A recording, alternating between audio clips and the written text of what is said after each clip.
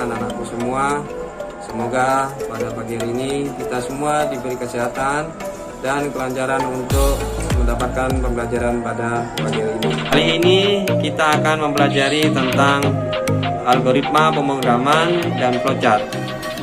Sebelum itu, saya akan menyampaikan terlebih dahulu tujuan dari pembelajaran, yaitu mengetahui kualitas program, source code, dan kriteria yang diberikan, dan memahami test case dan tata cara pengujian program.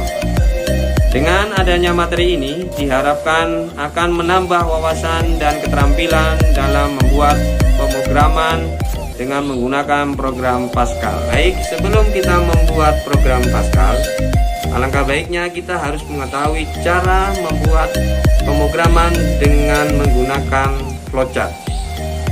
Mari kita simak materinya berikut ini.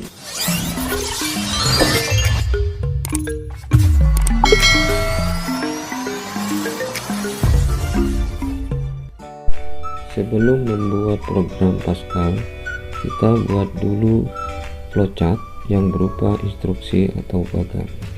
Simbol-simbol flowchart terdiri dari beberapa bagian. Simbol flowchart program yang pertama adalah terminator untuk memulai dan mengakhiri flowchart. Kemudian simbol row atau garis yang difungsikan untuk arah aliran alur. Kemudian preparation ini digunakan untuk inisialisasi atau pemberian nilai awal. Kemudian data, bagan yang berbentuk data itu digunakan untuk membaca input dan menampilkan output. Kemudian ada proses untuk pengerjaan suatu program. Dalam pembuatan flowchart tidak ada kaidah yang baku. Flowchart adalah gambaran hasil analisa suatu masalah. Flowchart dapat bervariasi antara satu pemrogram dengan pemrogram lainnya. Secara garis besar ada tiga bagian utama, adalah input, proses, dan output. Hindari dari pengulangan proses yang tidak perlu dalam logika yang berbenih, sehingga jalannya proses menjadi singkat. Sebuah flowchart diawali dengan satu titik start dan diakhiri dengan end.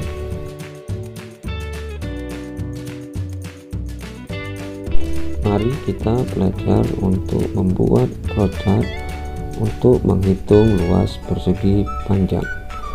Diawali dengan mulai, diagram mulai sama dengan diagram atau simbol selesai.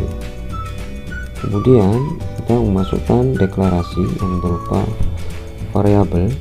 Variabel adalah suatu pengenal yang digunakan untuk menyimpan nilai atau data tertentu. Kita ilustrasikan deklarasi variabel. Ada keranjang dan ada nilai yang dianalogikan sebagai baju. Variabel adalah untuk menyimpan suatu nilai.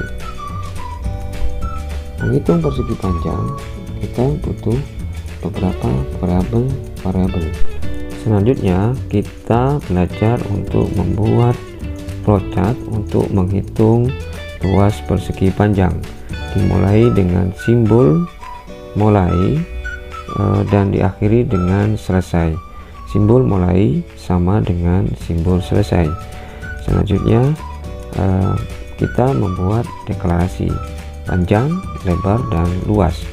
Deklarasi itu dianalogikan sebagai variabel untuk menentukan nilai pada luas persegi panjang.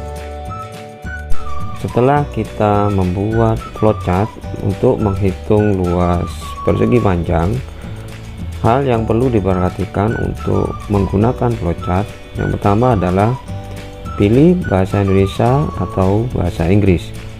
Yang kedua, gunakan bahasa yang baku yang bisa dikenali oleh user atau pengguna. Yang ketiga, masukkan kalimat di dalam simbol flowchart untuk pembuatan program.